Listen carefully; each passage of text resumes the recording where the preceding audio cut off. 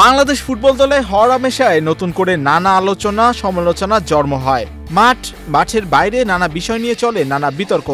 এই তো কমাস আগেই বাংলাদেশ ফুটবল লিগের লোগো স্পন্সর না থাকা নিয়ে তৈরি হয়েছিল নানা প্রশ্ন। আর এবার বাংলাদেশ ফুটবল লিগে আনা হয়েছে লোগো এবং স্পন্সর। তবে এতে বিতর্ক না থেমে তা আরও এক ধাপ বেশি কার্যত হয়েছে। বাংলাদেশ ফুটবল লিগের লোগো ও টাইটেল স্পন্সর ঘোষণার পর থেকে চরম বিতর্কের মুখে পড়েছে বাংলাদেশ ফুটবল ফেডারেশন। একদিন আগে থেকেই শুরু হয় লোগো নকলের অভিযোগ। আর সেই রেশ কাটতে না কাটতেই এবার টাইটেল স্পন্সর নিয়ে বড়সড় ধাক্কা সামলাতে ব্যস্ত বাফুফে।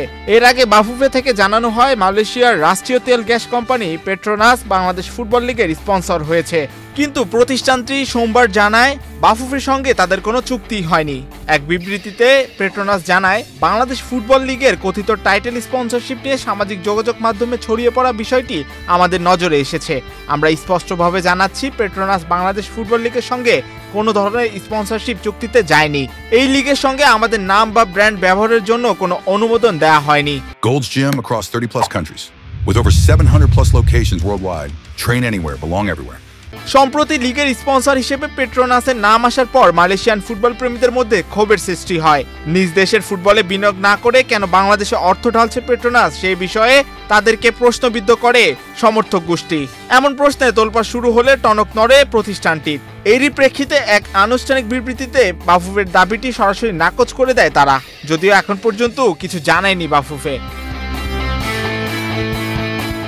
এর আগে লিগের নতুন লোগো নিয়েও চুরির অভিযোগ ওঠে। ভিনদেশে একটি অ্যাপের লোগোর সঙ্গে বাফুফের উন্মোচিত লোগোর হুবহু মিল পাওয়া যায়। এ বিষয়ে লিগ কমিটির সাথে সংশ্লিষ্ট ফাহাদ করিম অবশ্য দাবি করেন, বেশ গুরুত্বের সঙ্গে লোগো করা হয়েছে। অন্য কারোর সঙ্গে আমাদের লোগোর সামঞ্জস্য হলে সেটা একান্তই কাকতালীয়।